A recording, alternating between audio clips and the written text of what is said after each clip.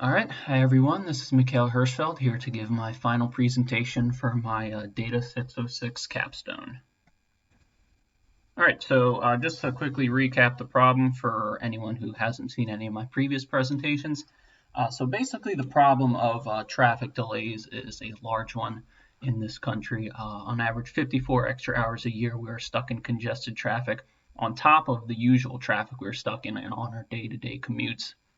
And a huge source of this is accidents, right? And right now, the way current GPS software works is that it tracks movements via people's cell phone data to determine slowdowns and delays. And this identifies them after the fact and then can be used to warn commuters about delays that are already seen. So my approach here is I'm taking data that is about 3 million accident records from 2016 to 2019, and I'm going to be using them to predict an anticipated delay before it happens. And so the response variable here is severity. This is categorical, ranging from 1 to 4. This is measured in terms of delays caused, not in terms of vehicle damage or anything like that. And I'm only going to be using variables that would be immediately known from the first report of an accident on the road. For a hypothetical use case of, a GPS software could have this model built in and be able to warn motorists immediately on the road about anticipated delays from an accident immediately reported. And this is the reason I actually chose the data I did, because the data was sourced from MapQuest and Bing APIs about their reported accidents. So overall, the goals here were to accurately classify severity with an emphasis on accurately predicting severe accidents without compromising accuracy in predicting less severe accidents. And with a large volume of data and the geographic nature of it, there's a lot of possibilities for geographic anomalies. So if I were to find any, my goal would be to investigate these. So some of the challenges I ran into with this data is that it was highly imbalanced. Over 99% of the accidents were classified as either level 2 or 3 out of 4, which is very odd. And there was no clear criteria from MapQuest or Bing or from the person who publishes data how exactly severity is defined and why it's so imbalanced. And also, as well as that problem, is that my goal, I can only use a limited number of features, only the ones, again, that would be known immediately from an accident. And this large volume of data, over 3 million records, definitely ran into some challenges handling all of that, on my local environment. So the way I went about this, given that, is that I'm choosing to stick with this data just because of the context of my use case here. But I did choose to drop all level 1 accidents in the end because those are the smallest minority and not very costly, if those get left out and those don't get predicted. So with that, the levels left are levels 2, which are moderate, 3 is more severe, and 4 the most severe. So I ended up going with the multi-classification random forest model in the end to predict this, just due to their versatility, my familiarity with them, and previous research indicating their effectiveness. So, said previous research, 2 main studies done predicting, working with very similar data to predict a very similar outcome. So severity was chosen in terms of vehicle damage or mortality in these studies, so a little bit different than what I'm working with, but several useful takeaways still came from these. Basically, the importance of careful feature selection, and especially with location and road data appear to have the most predictive power for accident severity. And so tree-based modeling was spoken to very well on its effectiveness. So that informed my approach going forward with my work. So before I get into the main modeling, just going over the geographic anomalies that I found, which is one of my side goals for this project. So West Virginia and Arkansas were found to have a disproportionate amount of severe accidents level 4s with a large enough sample size that this was a significant. So I ran into some limitations on hard data as to why this was the case. Pretty difficult to find exact information here, and I had to rely on qualitative sources. And even this, there was much more available for Arkansas than West Virginia. But basically, to summarize, Arkansas their highways have a large volume of traffic, a large volume of freight traffic, and the roads are generally narrow and poorly maintained, and a lot of them wind through the Ozark National Forest they have down there, which can be hypothesized that these are some of the causes of the more severe accidents, although this is very hard to say for certain given the lack of hard quantitative evidence. So here I have this cool map. I'll let everyone take a look at it. And that circle there is Arkansas, and you can see it is one of the more highly congested routes in the country.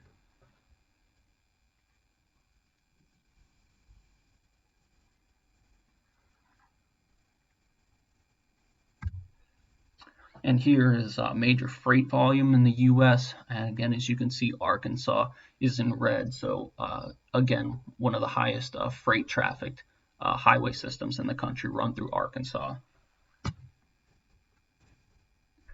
Okay, so on to just some EDA findings. Here you can see the severe data imbalance, and also this is the highway feature was whether the accident happened on an interstate highway, and that had by far the most explanatory power towards accident severity, as can be seen here. So again, back to the problem of the data volume. I had to sample a portion of the data set just due to my computing resources. A lot of missing values, a lot of nulls, had to do some interpolation towards filling in these weather data points, especially considering the goals of my project. Weather data is some of the features that are available to me, so I have to make sure I have accurate data points for things like precipitation or visibility or wind chill. All right, so on to the modeling after the data was cleaned and ready to go. I got rid of the features that were only relevant for this geographic identification I was working on. I added in several more for road type, interstate highways, state highway number, highways, country roads. Added in some more, basically from information immediately available in the accident description field, whether there's a multi-vehicle collision relatively serious, there's a spillage immediately, the road's immediately blocked, and so forth. So here are the results just from a first baseline model. With this, I left in the level ones just to see what I was working with.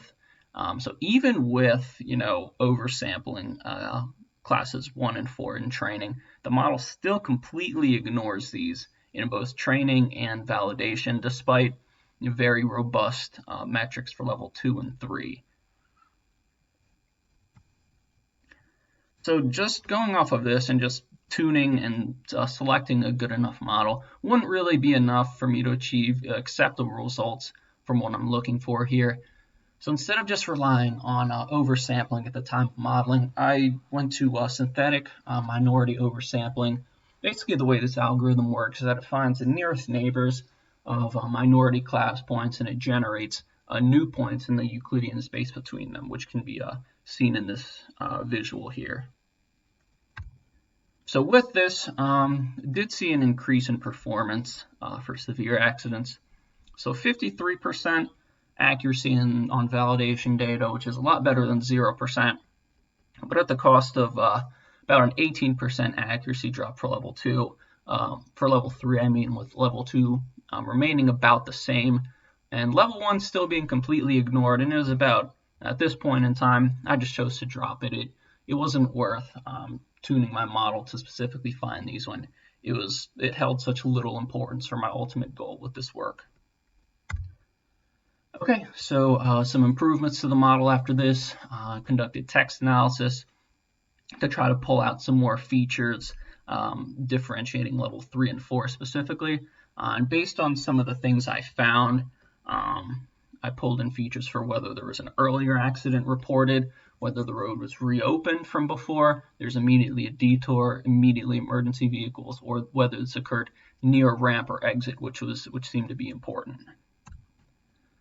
So onto the feature selection, going back to the previous research indicating this importance. I just did chi-squared testing of categorical features to determine the significant ones to keep. As it turned out, they were all significant within 95% confidence interval. as to their presence in the different levels of severity. So I ended up keeping all of the categorical features here. So on to modeling here. I utilized grid search after tuning up my data sum to find optimum hyperparameters for my random forest model. And I decided to use macro averaged recall, which is the same as mean per class accuracy to measure the quality of my models by. This holds each minority class equal to the majority classes. And as you can see here, results are much better than before, but still leave a little something to be desired. And the performance on the holdout test data I used was pretty significant. So the results were decent, but still not ideal. So synthetic minority oversampling causes a huge amount of extra level 4 classifications. And for this class, the accuracy was improved, but it's very imprecise and at the cost of level 3 accuracy. Level 2 is robust as always. And so the high ROC, the area under the curve scores, is mainly buoyed by the strong level 2 metrics, and a low F1 score overall is basically indicative of just how low this precision is for level 4. So in light of these imperfect results, I decided to test out a one versus rest penalized support vector machine due to some of their strengths in handling imbalanced data specifically. A little disappointing results here. The results were poor. A random forest model clearly superior in this scenario by all metrics. So to wrap all of this up, this problem it's very achievable, immediately predicting accident severity. The first baseline model I ran had accuracies of over 90% for both level 2 and 3, which is the majority classes. And there seems to be a ceiling of how good modeling can be with this specific data and features available to it. And I stuck to this data for a reason, just given the context of my use case, but it clearly had some issues in the end. The class imbalance of severity, it's definitely a black box there without any good explanation of what severity really means or why it's so imbalanced. So that's where the questioning lies with this. So the toolkit and modeling I've established absolutely have the ability to work, but definitely, again, they hit a ceiling here with some of the data I have to work with. And in this context, predicting accidents from such a minority class, it's kind of reminiscent of predicting fraudulent financial transactions, which in the case, it can be prudent to trade off, imprecise results for recall. So in this context, this kind of model, it could function as something like a warning system in this scenario. So predicted class of 4, it would mean this was most likely a moderate delay, but with the chance of a severe delay. And this type of behavior, implemented in a GPS system, it would work decently well in practice. Of course, with some improvements in the modeling and the data selected, this can be made robust and work better in a production environment. All right, thank you everybody so much for watching my presentation. This was a great project for me, very challenging. I learned a lot, and please give me your final feedback.